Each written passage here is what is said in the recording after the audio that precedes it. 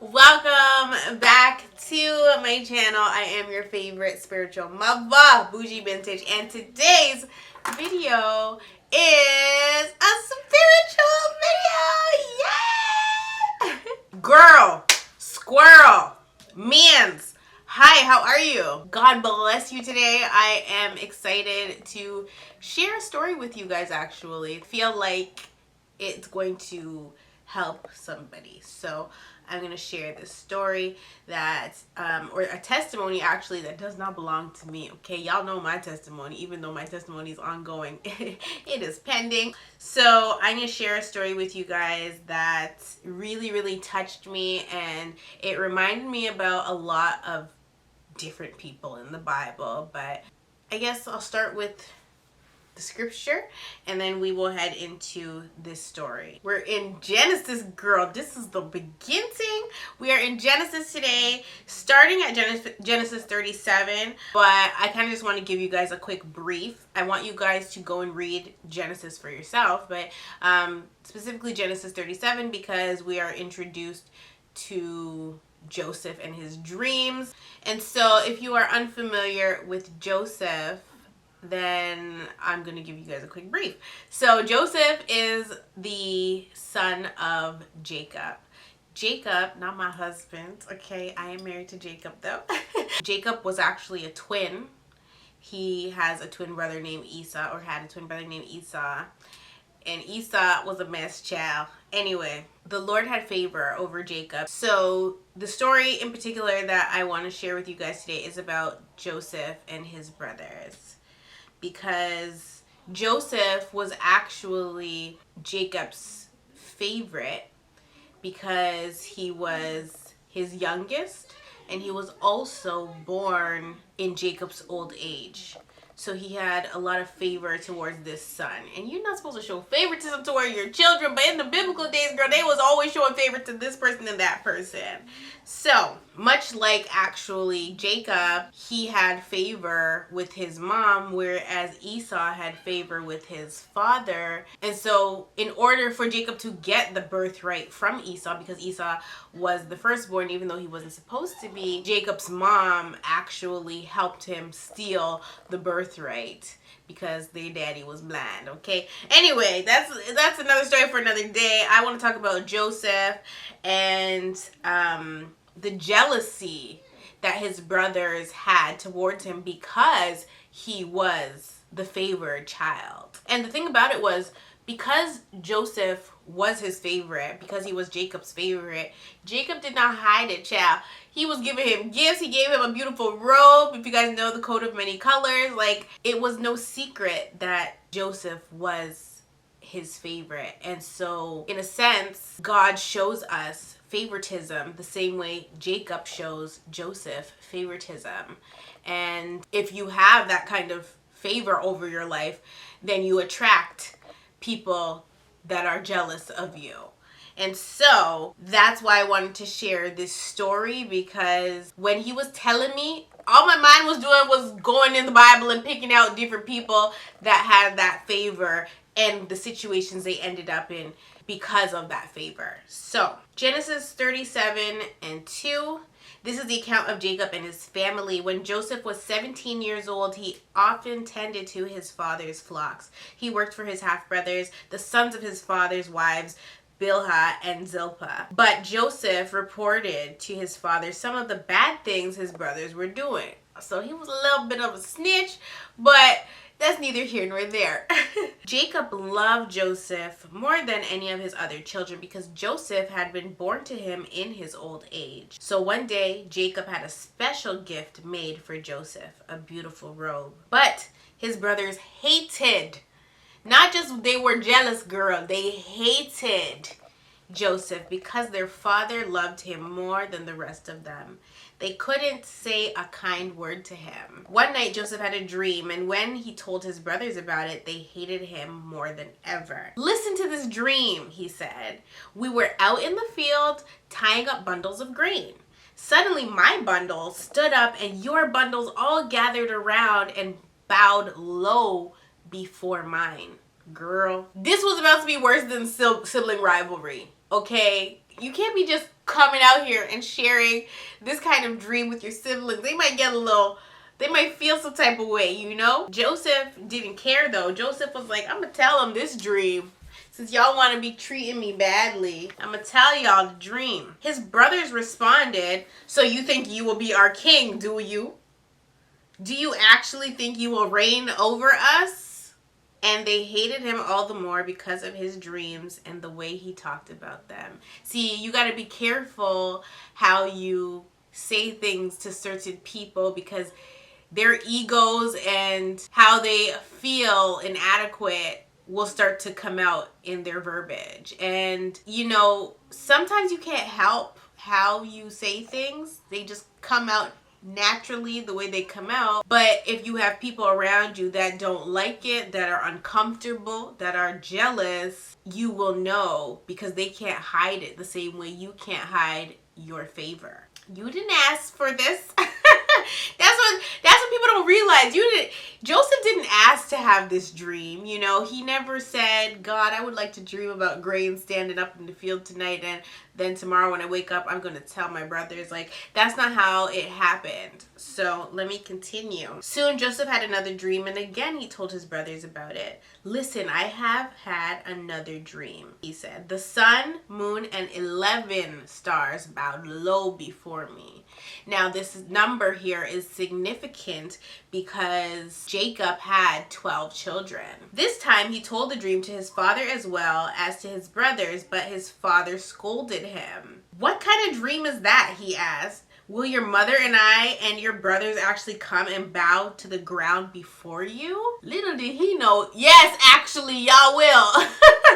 But we'll get into that later. But while his brothers were jealous of Joseph, his father wondered what the dreams meant. Soon after this, Joseph's brother went to pasture their father's flock at Shechem. When they had been gone for some time, Jacob said to Joseph, your brothers are pasturing the sheep at Shechem. Get ready and I will send you to them. I'm ready to go, Joseph replied. Go and see how your brothers and the flocks are getting along, Jacob said. Then come back and bring me a report. I.e., you a spy.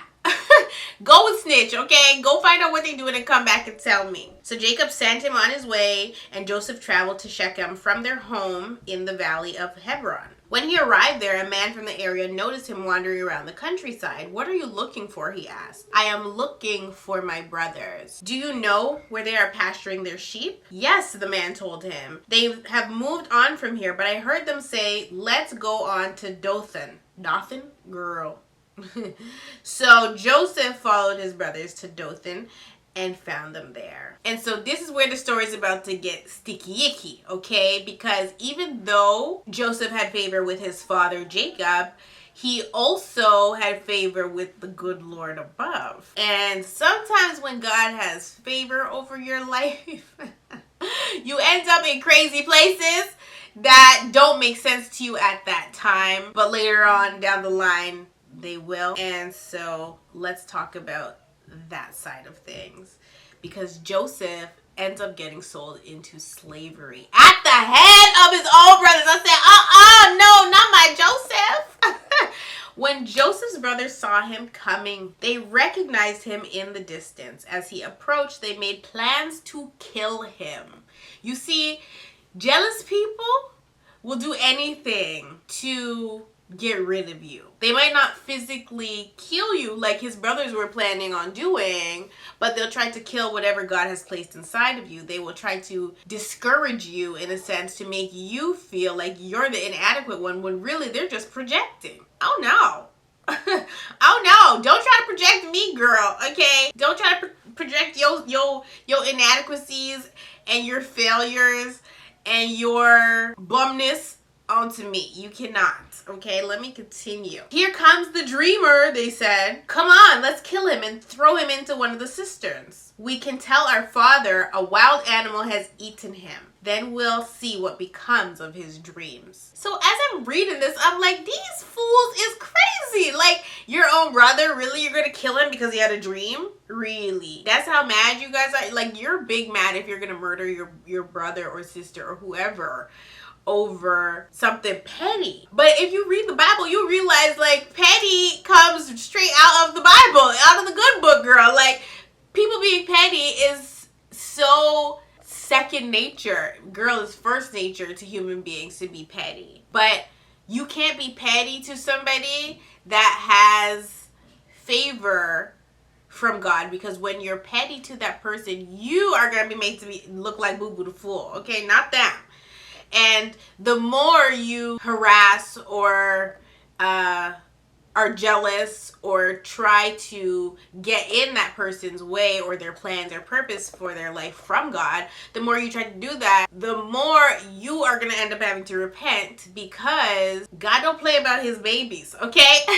He just does not play about his babies. So let me continue. And on top of that, I just want to touch on how when you tell one lie or when you do a bad thing, you're going to have to keep doing bad things or keep lying to cover up what you previously lied about. You can't lie and then tell the truth, and it's not going to add up. So here they are planning on killing him, and then to cover the bad thing that they've done, they're going to lie to their dad and tell their father that his favorite child is dead because it got eaten by a wild animal, when really they were the wild animals. Anyway, but when Reuben heard of their scheme, he came to Joseph's rescue. "Let's not kill him," he said. "Why should we shed any blood? Let's just throw him into this empty cistern here in the wilderness. Then he'll die without our laying a hand on him." Girl, Reuben, you're a mess. But let's continue. Reuben was secretly planning to rescue Joseph and return him to his father. So Reuben had an ulterior motive. Sometimes the person that looks like they're rescuing you really has an ulterior motive. Reuben wanted favor from his father, the same favor that his father was showing to Joseph. So he was telling his brothers, he's basically playing like both sides of the fence, because he's telling his brothers, no, don't kill him, let's just leave him here and he'll die on his own. But realistically, he was gonna go back, save his brother, and bring him to the dad and look like the hero. Everybody wants to look like the freaking hero. Now, it don't work like that, Reuben, okay? So when Joseph arrived, his brothers ripped off the beautiful robe he was wearing. Then they grabbed him and threw him into the cistern. Now the cistern was empty. There was no water in it. Then, just as they were sitting down to eat, they looked up and saw a caravan of camels in the distance coming toward them. It was a group of Ishmaelite traders taking a load of gum, balm, and aromatic resin from Gilead down to Egypt. Judah said to his brothers, "What will we gain by killing our brother? We'd have to cover up the crime." Exactly. A mess, okay? See, Judah's smart. He been watching Forensic Files, girl. Instead of hurting him, let's sell him to those Ishmaelite traders. After all, he is our brother, our own flesh and blood. But you still gonna sell him? It's all right. You know, we can't even be mad, okay? And his brothers agreed. So thank the Lord that 2 out of 11 had a conscience enough to say, no, we shouldn't kill him. Here's another plan. Let's just do this instead. Even though it's not the ideal thing, because sometimes when God is working in your life, it's not ideal. What happens, what comes up, your circumstances don't become ideal. It's not the ideal way you want to live, but it's temporary and it'll pass. He came up with this idea, the brothers agreed, and we're smooth sailing. So when the Ishmaelites, who were Midianite traders, came by, Joseph's brother pulled him out of the cistern and sold him to them for 20 pieces of silver. Now, if you gonna sell me, you better sell me for more than some stinking 20 pieces of silver. What do you mean 20 pieces of silver? That's all I'm worth. And I know back in them times that's a lot of money, but it's not enough, okay? I don't want to be sold for just 20 pieces of silver. Bye, Felicia. Bye, Judah. Anyway, and the traders took him to Egypt. So that was Genesis 37, 2-28. The problem here was that Reuben missed the memo, so he thought that he would be able to return to the cistern and get Joseph out of it But Joseph was gone with the wind fabulous, so he didn't get to be the hero that he thought he was going to be. Sometimes when you plan something, but you don't ask God for his guidance, it don't work out that way. If you were never meant to be the hero, you're not going to be the hero. So Reuben was stressed out. He ends up tearing his clothes in grief, because that's what they did in biblical times, girl. When something bad happened, when they're grieving, girl, they rip their clothes in two. Anyway, in order to make it seem like Joseph was dead, they killed a goat and dipped his robe in it, because of course they had to return to their father now and tell him that your favorite child is dead. Okay, this incident really broke Jacob's heart. He was so heartbroken that he said he would go to his grave, girl, mourning his son's death. But I want to jump ahead in the scriptures to 36. This is when we start to learn about how the favor how the favor of the Lord works in our lives. And so here, Genesis 37 verse 36 says, "Meanwhile, the Midianite traders arrived in Egypt, where they sold Joseph to Potiphar, an officer of Pharaoh, the king of Egypt. Potiphar was captain of the palace guard." Now, this is significant, okay? And so I'm going to skip over Genesis 38, and I'm going to head into Genesis 39, because this talks about Joseph in Potiphar's house. When Joseph was taken to Egypt by the Ishmaelite traders, he was purchased by Potiphar, an Egyptian officer. He was the captain of the guard for Pharaoh, the king of Egypt. The Lord was with Joseph, so he succeeded in everything he did as he served in the home of his Egyptian master. Potiphar noticed this and realized that the Lord was with Joseph, giving him success in everything he did. This pleased Potiphar, so he soon made Joseph his personal attendant. So Joseph went from tending to his father Jacob's sheep, being the most hated amongst his brother, to now living in a palace. Okay, like a palace, girl. And I mean, he didn't own the palace, but he was living in the palace. And yes, he was a slave, but he was a slave that was living somewhat comfortably. He put him in charge of his entire household and everything he owned. From the day Joseph was put in charge of his master's household and property, the Lord began to bless Potiphar's household for Joseph's sake. You hear that? That means that whatever you got going on, if you have favor for the Lord, it touches and blesses everybody else attached to you, because the Lord's favor is on you. So whoever you're attached to is blessed to be attached to you. All his household affairs ran smoothly, and his crops and livestock flourished. So Potiphar gave Joseph complete administrative responsibility over everything he owned.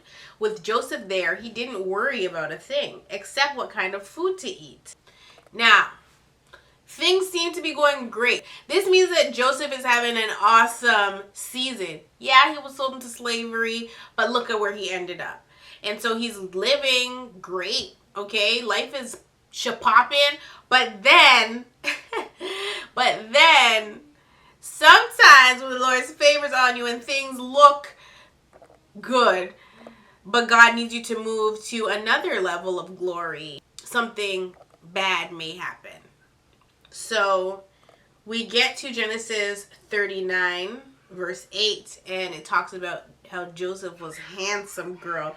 So shortly before 8, actually. So 6 says, Joseph was a very handsome and well-built young man, and Potiphar's wife soon began to look at him lustfully. A married woman, y'all. She was a cougar, child. I can't. "Come and sleep with me," she demanded. I said, this girl is wild. But Joseph refused. "Look," he told her, "my master trusts me with everything in his entire household. No one over here has more authority than I do. He has held back nothing from me except you, lady, okay? Because you are his wife. How could I do such a wicked thing? It would be a great sin against God. You see, when you put God first, you make your moves according to that. You don't just do any and old thing because you ain't fleshly and worldly, girl. So Joseph knew that, sure, this lady looks good, but she don't look that good. I ain't about to compromise my whole entire life for this lady and her punan. It's just not it's not happening. It's not a thing. She kept putting pressure on Joseph day after day, but he refused to sleep with her, and he kept out of her way as much as possible. One day, however, no one else was around when he went in to do his work. She came and grabbed him by his cloak, demanding, "Come on, sleep with me." Joseph tore himself away, but he left his cloak in her hand as he ran from the house. Big mistake, Joseph, but it's okay. You're gonna be all right, boo. When she saw that she was holding his cloak and he had fled, she called out to her servants. Soon all the men came running. "Look," she said, "my husband has brought this Hebrew slave here to make fools of us. He came into my room to rape me, but I screamed." This lady is so trifling. It's not even funny. Like, what do you mean? That's not what happened. Like, this is why they say every story has three sides: your side, my side, and the truth. This lady is just a bag of lies. When he heard me scream, he ran outside and got away, but he left his cloak behind with me. She kept the cloak with her until her husband came home. Then she told him her story. "That Hebrew slave you brought into our house tried to come in and fool around with me," she said. "But when I screamed, he ran outside, leaving his cloak with me." So, as you can imagine, Potiphar ain't going for none of this, okay? Joseph is about to get thrown into prison. And this is really where the story that I'm going to tell you about the person that I met really kind of meshes with this story. Because a lot of the time, when there's favor over your life, sometimes the enemy will try to have you in jail, girl, but you ain't gonna be in there for long because there's always a plan. And jail is something that is consistent throughout the scriptures. Of course, Potiphar is angry when he hears the story, so he took Joseph and threw him into the prison where the king's prisoners were held, and he remained there. But the Lord was with Joseph in the prison and showed him his faithful love. And the Lord made Joseph a favorite with the prison warden. Girl, if you got favor with the warden in prison, you Gucci. Okay, you gonna get away with things that most people in the prison can't get away with.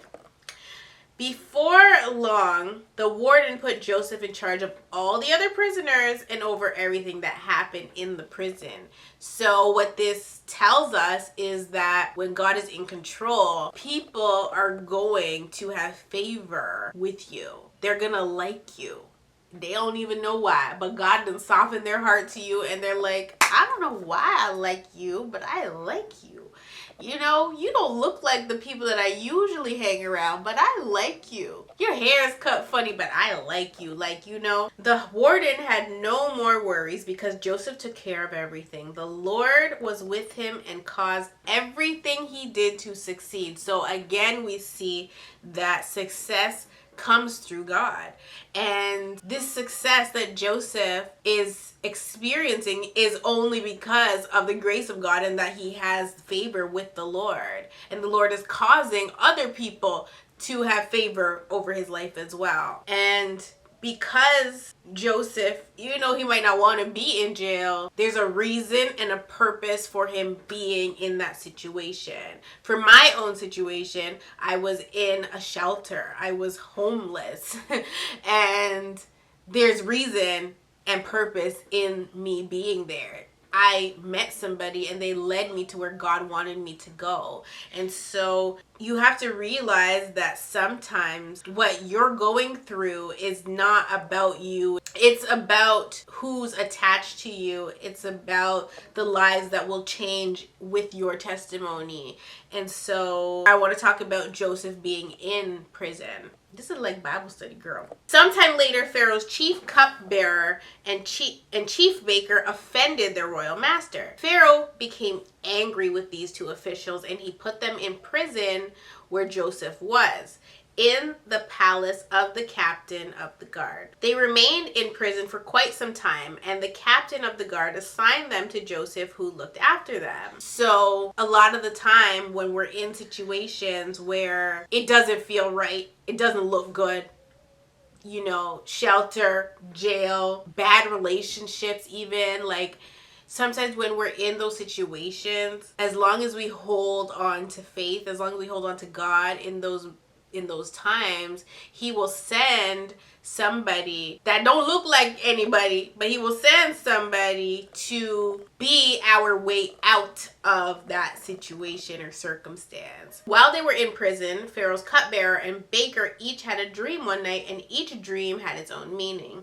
When Joseph saw them the next morning, he noticed that they both looked upset. "Why do you look so worried today?" he asked them. And they replied, "We both had dreams last night, but no one can tell us what they mean." And sorry, before I continue reading this, I want to touch on the fact that because Joseph has authority in prison, it's almost, in a sense, a sort of freedom. And we get that from the Holy Spirit, because a lot of the time we're dealing with stuff internally that feels like prison, that feels like jail, and we can't loose it off of us or out of us. But when we call on Jesus and spend time with God, we get that sense of peace where we're okay with certain things because he's on our side and he liberates us and gives us freedom even when we feel imprisoned or in jail. And if you are physically in jail or in prison, well, then you're not seeing this video. But if you are physically in a situation that feels trapped, if you have God in there with you, are you gonna feel trapped, girl? It's a crib, not a cage. So let's continue. And they both replied, "We both had dreams last night, but no one can tell us what they mean." "Interpreting dreams is God's business," Joseph replied. "Go ahead and tell me your dreams." So the chief cupbearer told Joseph his dream first. "In my dream, I saw a grapevine in front of me. The vine had 3 branches that began to bud and blossom, and soon it produced clusters of ripe grapes. I was holding Pharaoh's wine cup in my hand, so I took a cluster of grapes and squeezed the juice into the cup. Then I placed the cup in Pharaoh's hand." So now Joseph is going to interpret this dream. "The 3 branches represents 3 days. Within 3 days, Pharaoh will lift you up and restore you to your position as his chief cupbearer.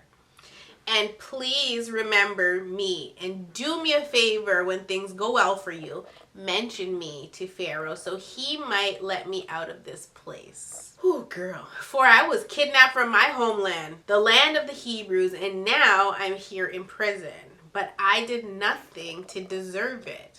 And so a lot of us feel like that. A lot of us are put in situations or circumstances and you're like, "I don't deserve this. This don't make any sense. I didn't do anything wrong for this to be my portion." You know what I mean? But we have to understand that our thoughts are not God's thoughts. So when God says to us, "You got to go to jail for like 10 months because there's somebody in there that needs you and there's somebody in there that you need before I let you get into or go into a new season in your life." And so sometimes people are wrongfully accused of doing stuff and they end up just where Joseph was, in jail, because he was wrongfully accused of doing something. So this is why it's so important to talk to God and find out what the purpose is in every single season in our life, in every single circumstance that we're in. There's a purpose in everything. Nothing is coincidental, nothing is accidental. When the chief baker saw that Joseph had given the first dream such a positive interpretation, he said to Joseph, "I had a dream too. In my dream there were 3 baskets of white pastries stacked on my head. The top basket contained all kinds of pastries for Pharaoh, but the birds came and ate from the basket on my head." So then Joseph interprets this dream, girl, and when he interprets the dream, it's not gonna go well. 3 baskets also represents 3 days. 3 days from now, Pharaoh will lift you up and impale your body on a pole. Then the birds will come and peck away at your flesh. And so obviously after hearing the first guy's dream and it being such a great interpretation, this guy was comparing, which I told y'all is a demon. He was comparing and was like, well, I had a dream of 3 baskets. He had a dream of 3 things. He's getting his job back. I must be getting my job back too. Maybe I'm going to get promoted. And so, yeah, it didn't go well. So, Pharaoh's birthday came 3 days later, and he prepared a banquet for all of his officials and staff. He summoned his chief cupbearer and his chief baker to join the other officials. He then restored the chief cupbearer to his former position so he could again hand Pharaoh his cup. But Pharaoh impaled the chief baker just as Joseph had predicted when he interpreted his dream. And see, this is why we say life and death is in the power of the tongue, because Joseph was over here prophesying that a man was going to get impaled onto a pole. And honestly, when you have a dream or a vision, it's from, well, there's a number of places it can be from, but sometimes God is speaking to us in our sleep while we're dreaming, having visions. And when that's happening, you have to ask God, what does this mean? And he will interpret it for you, or he will send somebody to interpret it for you. And so Joseph prophesied over this man's life that he was going to die, and he is surely dead. Pharaoh's chief cupbearer, however, forgot all about Joseph and never gave him another thought. So all this time, Joseph is sitting in jail as an innocent man, just living life, I guess. He has success and favor while he's in jail, but he's still waiting to come out, and this guy forgot about Joseph and how he interpreted the dream so perfectly. So 2 full years go by, and then Pharaoh ends up dreaming that he was standing on the bank of the Nile River. In his dream, he saw 7 fat, healthy cows come up out of the river and began grazing in the marsh grass. Then he saw 7 more cows come up behind from the Nile, but these were scrawny and thin. The cows stood beside the fat cows on the riverbank. Then the scrawny, thin cows ate the 7 healthy, fat cows. At this point in the dream, Pharaoh woke up. But he fell asleep again and had a second dream. This time he saw 7 heads of grain, plump and beautiful, growing on a single stalk. Then the 7 more heads of grain appeared, but these were all shriveled and withered by the east wind. And these thin heads swallowed up the 7 plump, well-formed heads. Then Pharaoh woke up again and realized it was a dream. The next morning, Pharaoh was very disturbed by his dreams. So he called for the magicians and wise men of Egypt. When Pharaoh told them his dreams, not one of them could tell him what they meant, because, as Joseph said, interpreting dreams is the Lord's business. Okay, you can't be asking the fortune tellers and the magicians, okay, what's going on here, because they don't know. They're gonna make up any old thing for a few pieces of gold. I mean, a few pieces of silver. Finally, the chief cupbearer spoke up. Today I have been reminded of my failure, he said. Some time ago, you were angry with the chief baker and me, and you imprisoned us in the palace of the captain of the guard. One night, the chief baker and I each had a dream, and each dream had its own meaning. There was a young Hebrew man with us in prison who was a slave for the captain of the guard. We told him our dreams, and he told us what each of our dreams meant. And everything happened just as he predicted. I was restored to my position as cupbearer, and the chief baker was executed and impaled on a pole.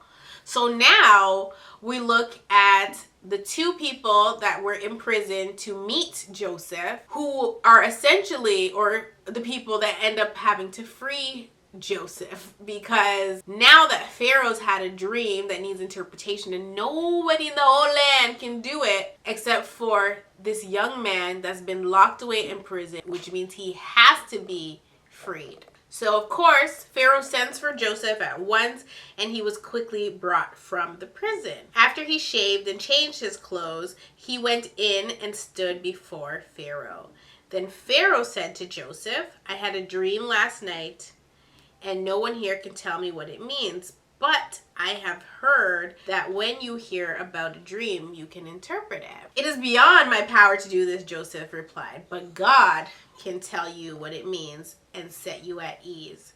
So Pharaoh told Joseph his dream. So he tells him his dream. We're going to fast forward, girl, because this be long. And Joseph responded, So this is Genesis 41 verse 25 now, sorry. Both of Pharaoh's dreams mean the same thing. God is telling Pharaoh in advance what he is about to do. The 7 healthy cows and the 7 healthy heaves of grain both represent 7 years of prosperity. The 7 thin, scrawny cows that came up later and the 7 thin heads of grain withered by the east wind represent 7 years of famine. This will happen just as I have described it, for God has revealed to Pharaoh in advance what he is about to do. The next 7 years will be a period of great prosperity throughout the land of Egypt.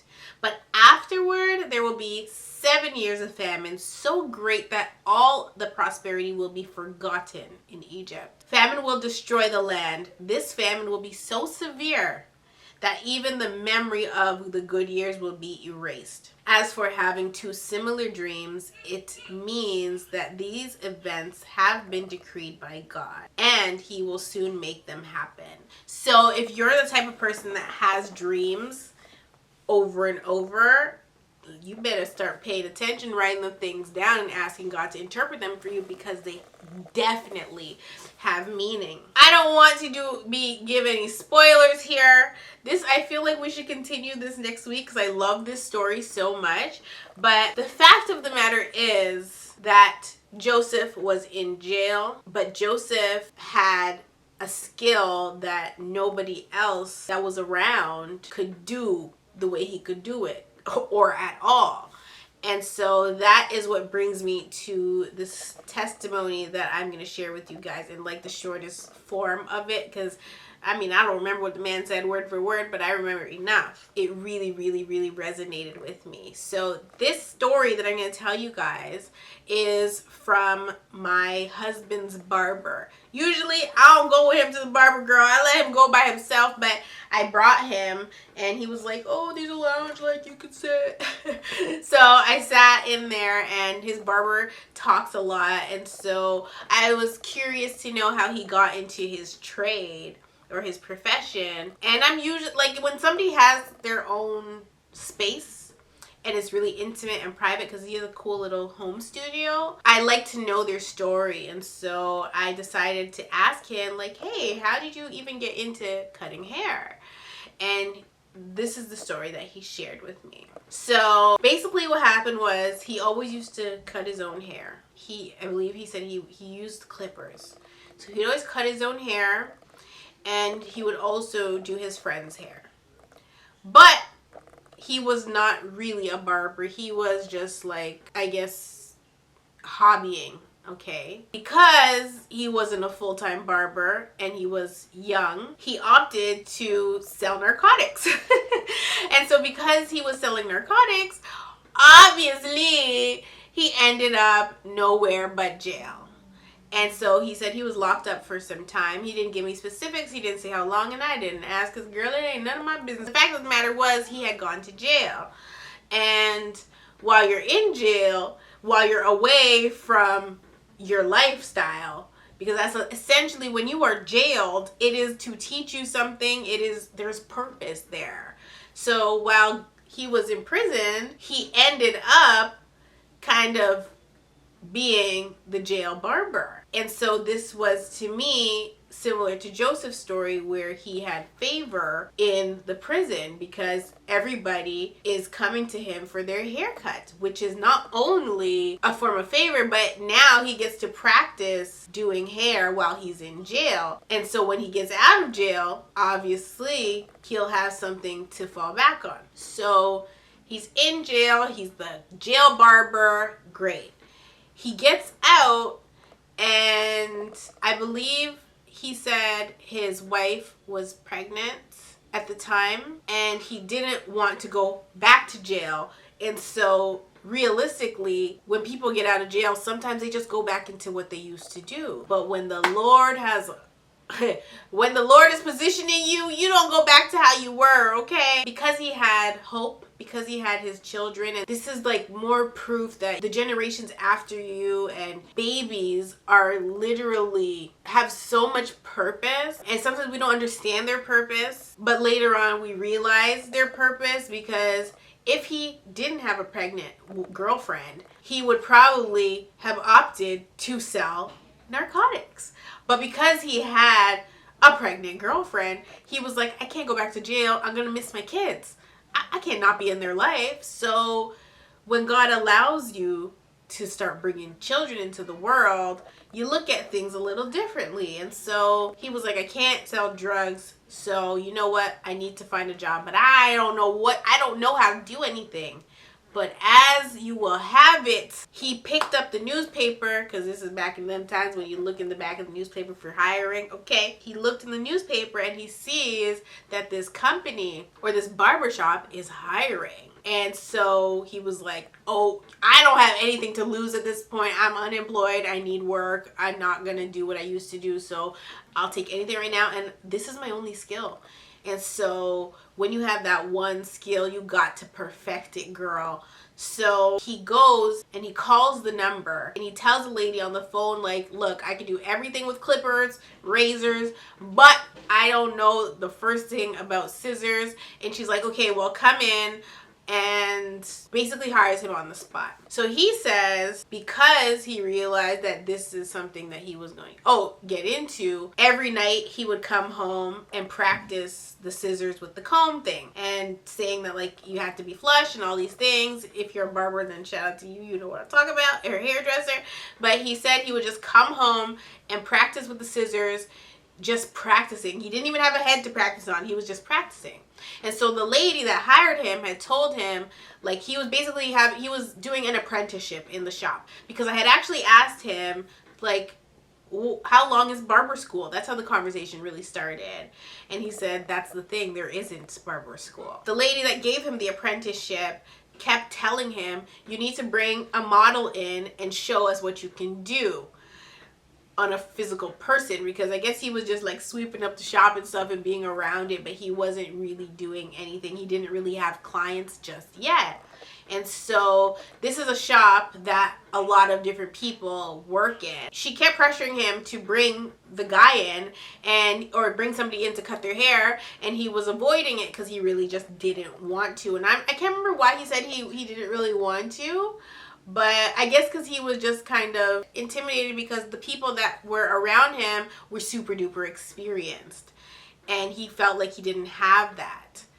But when God is on your side, you will succeed in everything you do, just like Joseph. He tells me that he finally, like 3 weeks into this apprenticeship, he brings a model in and he does a fade on this guy's head. And the girl that hired him looks over at the main guy of the shop, like the guy with the most clients, and she's like, he's gonna steal all your clients. Look at this fade.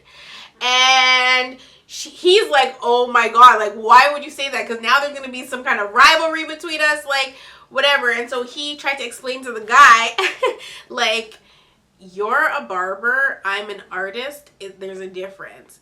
Which is true. When you look at something as an art form versus just your career, just you're trained to do this, like, so when something comes naturally to you, you tend to have a little bit of an upper hand. And so that is basically where his stance was. Fast forward, and he ends up getting a bunch of clients, and I don't think that he necessarily stole the other guys' clients, well, not all of them, but there was lots of drama and stuff and petty behavior in the shop because he was doing his thug thizzle in the shop, okay? And he was doing really, really well, and people wanted to come to him. And so they decided they was going to uproot him and put him in a different location of their barber shops. So they franchised. Or they had like 2 shops. They tried to move him without any notice. So they didn't want him to be able to tell his clients that he's going to the other shop because they were losing too much business. But the fact of the matter was, people already had built a rapport with him, so they wanted him to cut their hair and not anybody else. And so it didn't matter that he was not there. They were moving him. The client's gonna find you if the clients want you. That's like me and my nail lady. Like, I'm not gonna go to any and everybody to get my nails done. It's just, girl, you know how it is. So they tried to be sneaky about it.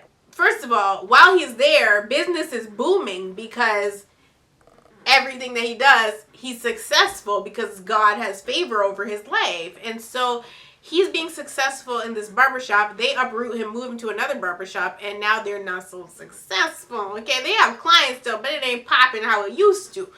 So then, fast forward, and he said that his father was having a surgery, and so he needed 2 days off from work, and they were trying to tell him, we'll only give you 1 day. And he was like, listen, like, I can't come to work that day because I'm gonna be messing up people's haircuts. Like, it's too much stress. I need 2 days. And they didn't want to give it to him. So finally they agreed to give it to him. And then on the second day of his day off, they end up calling him and firing him. I said, child, they doing my boy dirty. I'm like, this is not right. I said, no. Like, I would be on the phone with labor laws so quick, but rejoice in the rejection, child. Rejoice, rejoice, rejoice in the rejection. Don't be upset when you get fired from your job because congratulations, you are getting promoted by God. If you get fired from your job and you know you don't deserve to get fired, you are getting promoted from the good Lord above. Anyway, he gets fired and he's like, WTF, what am I supposed to do? Now he has 1-month-old twins. Okay, not just one baby, but he has twins. They're messing up his money and his back's against the wall. But what do you do when your back is against the wall? You call on Jesus. So he is like, okay, well, I'm here, jobless. But the thing about it is, just because you're no longer employed in that environment does not mean you didn't get to take your skills with you and everything you learned about the business with you, because that is essentially why God will place you somewhere. God might have placed you in that barbershop. Not might have, God placed him in that barbershop so that he would learn the business side of it, because all he knew was to cut hair. He was also placed in there to build a clientele, and he was also placed in there to know what not to do as a barbershop. And so as he's telling me his story, I'm like, this is crazy. So he says, like, he's like dead broke. He can't even feed his family. And it's like Christmas time. So times were hard, okay? And he's like, okay, well, I'm not going to try and go work for another barbershop. That doesn't make any sense. I could just do it from home. And also, I'm going to be mobile because nobody's offering that service. You got to tap into the market that is not tapped into. He's like, I'm going to be mobile. I'm going to find my clients. I'm going to have an Instagram. I'm going to message my clients and be like, look, I don't work there anymore, but I'm mobile and I'm appointment only, because the place that he was working at was not appointment only. They take walk-ins, which messes up the money. Well, it's just like the nail salon. My nail salon is appointment only, and I love that. When I lived in Toronto, I never had a nail appointment, because you would make a nail appointment and then you show up, and because they take walk-ins, you have to wait because they started somebody before you that they weren't supposed to start, and they don't care because their whole thing is money, and they know you're not gonna leave because you need to get your nail fixed. So his whole thing was they didn't offer appointments, which was stupid. So now he's taking that and he's running with that. He's applying all the things that they didn't do to his business so that he can be more successful. Anyway, sorry.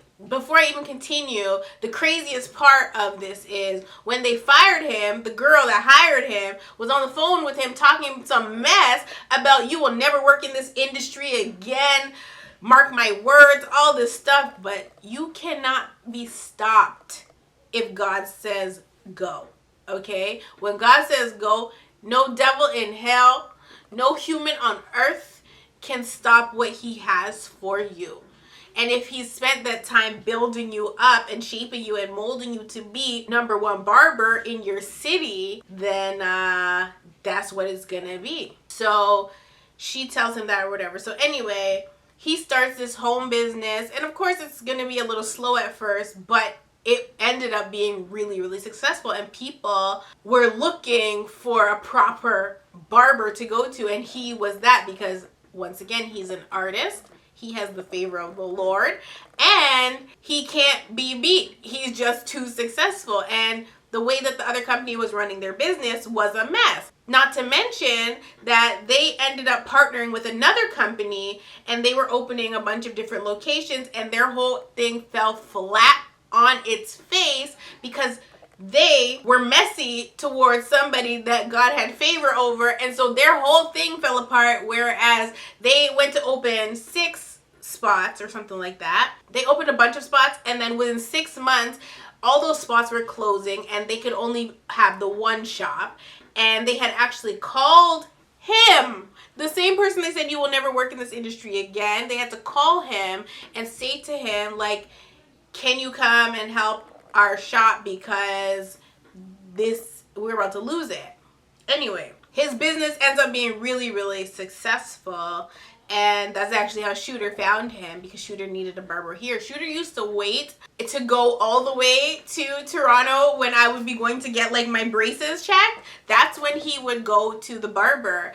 He would come with me and go to the barber while I was in Toronto. So he would only go once a month, which made no sense. He's an every 2-week guy. And so he had to find a local barber. And so he found this guy, and he's been going to him ever since. Anyway, this guy ends up becoming a really successful barber, whereas like people know his name, like that's how popular he is. And then all the other people that worked at the shop that he used to work at, the other barbers there, they also went on to do their own thing because the shop wasn't running correctly. And so now they're all really successful barbers outside of the shop. So you have to realize that sometimes you're in a situation that doesn't feel right or look right, but sometimes that situation is just meant to teach you so that you can apply it in a different season in your life, because that's exactly what he did, and that's exactly what Joseph did. Apart from that, just last year they have like this barber conference thing. It's just like the tattoo conference, like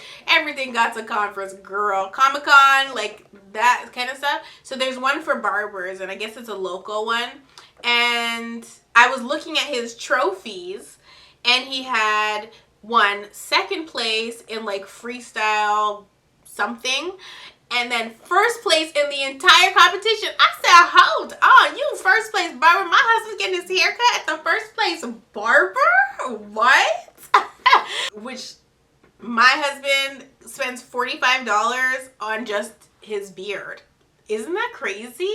But when you are top of the top, girl, success just comes. Okay, success comes with favor from God. And so I never knew that a beard cut or a haircut could get that expensive. I'm glad he doesn't shave his hair too, because then, girl, he'd be spending about $100 at the barber. As I was saying, he gets these trophies there at the barber thing. Anyway, he said that the girl didn't even recognize him, but she was there at the conference. And he said as soon as he saw her, he walked up to her, because I guess the people that were with her were like hyping him up, like, oh my God, like he's gonna win the competition, like he's wicked, like he's the sickest barber in Ottawa, blah, blah, blah. And so he ended up going up to her, he said. He went up to her and was like, you don't remember me? She's like, no, am I supposed to? Because this is obviously years apart. Okay, so she's like, am I supposed to? He's like to her, you told me that I would never work in this industry again. And she's like, mouth on the floor, girl. She's like, that's you? Girl, he #1. And so, like I said, when the favor is shining on you, you cannot be stopped. Glory to God. Like, woo, girl, I was so in awe of his story. I was like, tell me more. Tell me more about our Lord and Savior, Jesus Christ, and what he did for you. I was so happy to hear his story, and I'm like, wow. And he was like how he's just so blessed. But one thing that stood out to me in all of his story was how forgiving and wise this barber is. Because as he's telling me this story, he's saying like he knows that that lady brought him into barbering, and so he doesn't have any ill feelings towards anybody that was wrong or mean to him while he was coming up. because he knows that if they didn't do those things, he wouldn't be where he is today. And that's the mindset you have to have when you're trying to even be successful, because God will not let you go forward if you haven't done the letting go of the past. And he's really let go of the past. Like, he has in his barbershop, he has like it's like a skateboard of the barbershop that he used to work at. And I thought that was such a beautiful thing. He has no ill feelings and he is just prospering. And I just, come on, barber. Okay, I don't know his name, girl. Otherwise, I'd be promoting for him. I'll find his Instagram and put it in the description box so you guys can see. But he is truly an artist, and I loved his story, and I just thought it was so beautiful, and I wanted to share it because when he's telling me, I'm literally thinking about Joseph. Not just Joseph, but even like Paul. Like, there's so many people that end up, and Peter, there's so many people that end up in prison in the Bible, but there's purpose in the prison.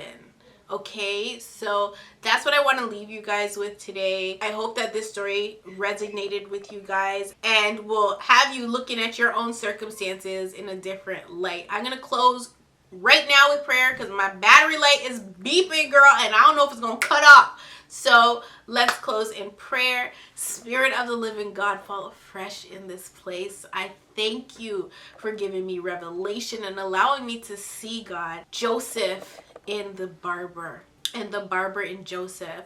I just ask that your children receive this message. I ask that you cover them and that you will show and reveal your favor, oh God, on each and every one of your children that call on your name. Glory be to God. Glory be to God. Glory be to God. We praise you. We worship you, God.